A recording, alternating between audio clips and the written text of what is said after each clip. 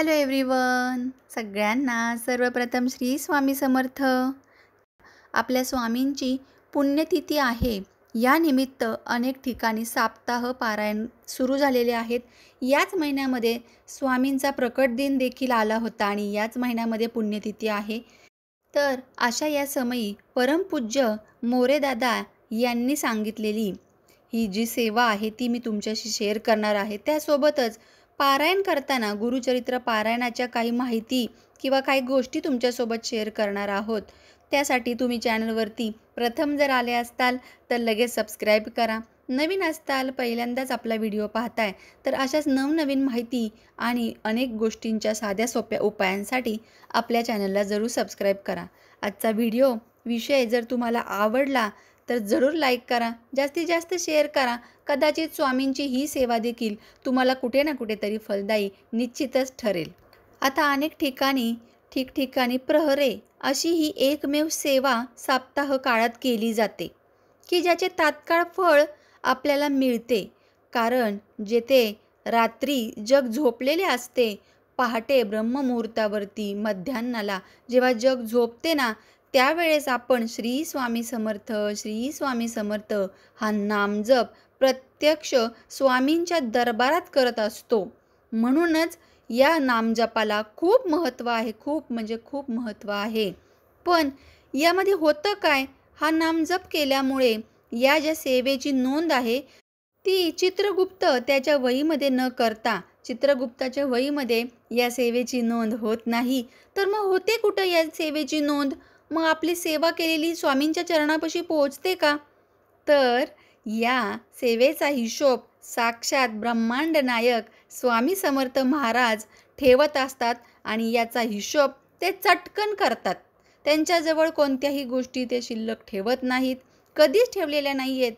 पण चित्रगुप्ताच्या वहीमध्ये जेव्हा नोंद होते तेव्हा थोडक्यामध्ये तर आपण त्या लाईनमध्ये असतो जी चित्रगुप्त माहिती सेवा केलेली त्या भक्ताची स्वामींपर्यंत पोहोचवतात असं म्हटलं जातं. म्हणूनच जरी नाही तुम्हाला जमलं मंदिरामध्ये जाऊन, स्वामींच्या दरबारात जाऊन, तरी पहाटे ब्रह्ममुहूर्तावरती उठून तुम्ही स्वामींचं नामस्मरण तरी नक्कीच करू शकता. तर अशाच गोष्टींसाठी लवकरच मी घेऊन येत आहे.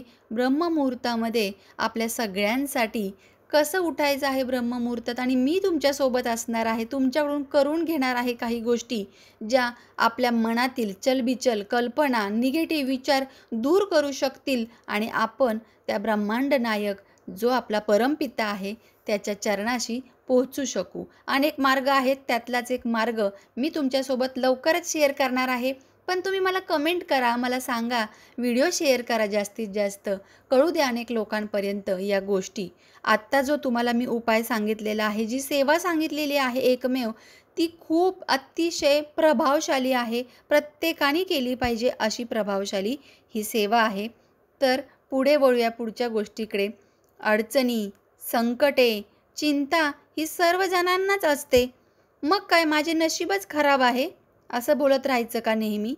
एक साधं उदाहरण घ्या ना. तुम्हाला जर सर्दी खोकला झाला असेल किंवा काही छोटासा आजार झाला असेल तर मग तुम्ही काय करता तेव्हा? चिडत बसता, रडत बसता की म्हणता माझं नशीबच खराब आहे म्हणून मला झालं हे? नाही, तर आपण काय करतो? डॉक्टरकडे जातो. तुम्ही काय करता सगळेजण? डॉक्टरकडे जाता. का जाता मग? तर बरे वाटावे म्हणून, काही ना काहीतरी मार्ग निघावा म्हणूनच. ही संकटे आणि अडचणी देखील अशीच आहेत. मग ही संकटे आणि अडचणी दूर करण्यासाठी काहीतरी उपाय केला पाहिजे की नाही मला सांगा. किती जणांना पटतो हा मुद्दा? लगेच कमेंट करा बरं. कमेंट केल्यामुळे मला देखील छान वाटतं आणि अनेकांना ह्या गोष्टी समजून येतात की बऱ्याच जणांना या गोष्टींचा अभाव आहे, की समजत नाही त्यांना. अनेकांच्या गोष्टी किंवा अनुभव ऐकल्यानंतर त्यांच्या डोक्यामध्ये या गोष्टी शिरतात. तर त्यांच्यासाठी कमेंट ही एकमेव ऑप्शन असतो. म्हणूनच आजच्या ह्या जगात जो उपाय आहे ते ज्योतिषी सांगतात. अनेक ज्योतिषी आपल्याला सांगत असतात किंवा आपण अडचणी दूर करण्यासाठी जातो तेव्हा की तुम्ही अमुक एखादं हे करा, इकडे जावा, तिकडे जावा. पण तरी पण मन शांत होतं का? स्थिर होतं का मन? तर नाही, अजिबात मनाला शांतता मिळत नाही. मग यामध्ये काय करायचं? तर गुरुचरित्र हे असे एक अमृत आहे की तुम्ही कितीही पापे केलेली असू द्यात, तुम्हाला माहिती नाही आहे कोणत्या जन्मात तुमच्याकडून काय चूक झालेली आहे, काय पाप झालेलं आहे. तुम्ही कितीही कर्जबाजारी असू द्यात, दुसऱ्यांबरोबर वाईट वागला असू देत, तरी देखील गुरुचरित्र वाचायला सुरुवात करा म्हणजे करा. हे वाचण्याआधी दत्तगुरूबरोबर बोला तुम्ही, की "हे दत्त महाराज, हे स्वामी, आजपर्यंत स्वार्थ, मोह यांच्यात अडकून खूप पापे केली. खूप मी त्रास भोगलेला आहे त्या पापांचा.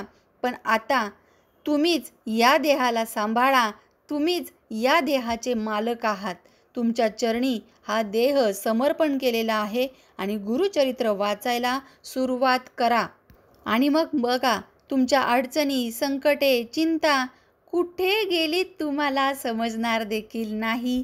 आणि मग नंतर जसे जसे वाचन तुमचे वाढत जाईल, तसे स्वतः दत्त गुरूच तुम्हाला कोणत्या ना कोणत्या रूपाने येऊन सांगतील, गाणगापूरला जा, अक्कलकोटला जा, अमुक एका ठिकाणी जा किंवा एका ठिकाणी जाऊन तिथे आपल्या समस्येचं निराकरण करून घे.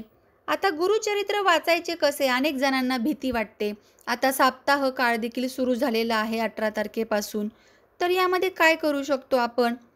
तर संस्कृत भाषेतील गुरुचरित्र जे नेहमी आपण वाचतो किंवा अनेक जण वाचतात, त्यांचा अनुभव जो आहे ना, तो त्यांना पटकन येतो असे मला वाटते. ज्यांना संस्कृत भाषा पूर्ण समजतच नाही आहे, त्यांनी काय करायचं मग? तर मराठीतून ते वाचायचं आहे. मराठी भाषेतील गुरुचरित्र घ्यायचं आहे आणि प्रत्येक अध्यायात काय सांगितले ते सहज आणि साध्या भाषेमध्ये तुम्हाला समजतं. काही यामध्ये अवघड होत नाही. सप्ताह करायचे एक वेगळाच फळ आहे. जो सप्ताह करतो ना आपण 7 दिवसांचा, त्याचं एक वेगळंच फळ आहे. आपल्याला हळूहळू सर्व समजून घेऊन पुण्याच्या मार्गाला जायचं आहे. मग यासाठी गुरुचरित्र वाचताना दत्तगुरूंना तुमची जी पण इच्छा आहे ती बिनधास्त मनातल्या मनात सांगा अगदी. वाचायला सुरुवात करण्यापूर्वी आणि मग वाचायला घ्या आणि घेतलेला अध्याय जोपर्यंत संपत नाही तोपर्यंत कोणावरही बोलायचं नाहीये, कोणाबरोबर कोणतंही भाष्य करायचं नाहीये, फोनकडे लक्ष द्यायचं नाहीये, असे प्रत्येक गुरुचरित्र पुस्तकाच्या सुरुवातीलाच सांगितलेले आहे. म्हणून या सर्व गोष्टी किंवा माहिती मी परत नाही सांगत, कारण व्हिडिओ परत मोठा होतो आणि तुम्ही हे ऐकण्यासाठी टाळाटाळ करता. पण अत्यंत महत्त्वाच्या गोष्टी असतात.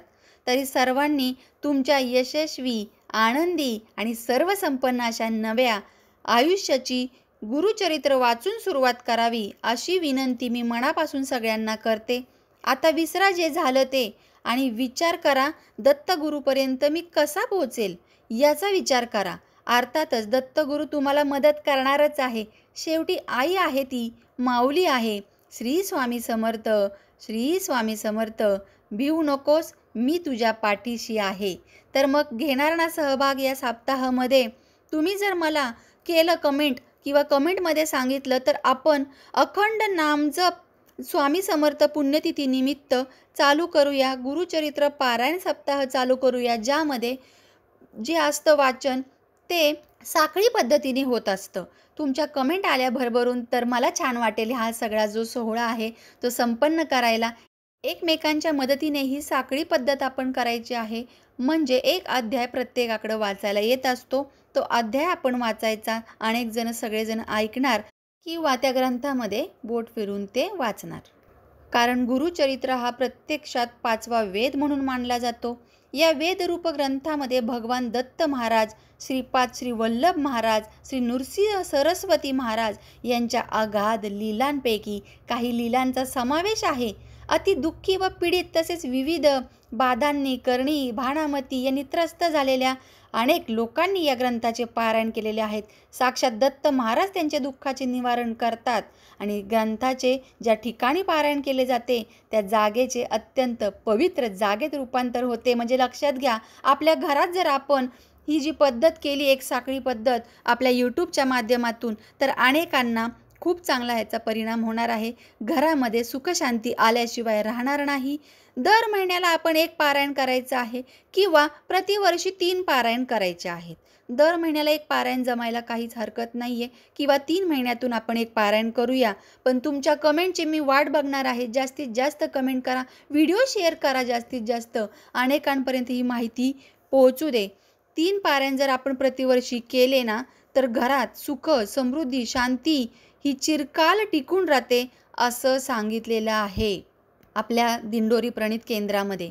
चला तर मग पुन्हा भेटूया अशाच नवीन माहितीसोबत. जोपर्यंत आपण हे ग्रंथ चालू करत नाहीयेत, तोपर्यंत ब्रह्ममुहूर्तावरती रोज उठून तुम्ही नामस्मरण करायला सुरुवात करा. 1 माळ, 3 माळी, 5 माळी, 7 माळा, 9 माळा, 11 माळा अशा वाढवत जा.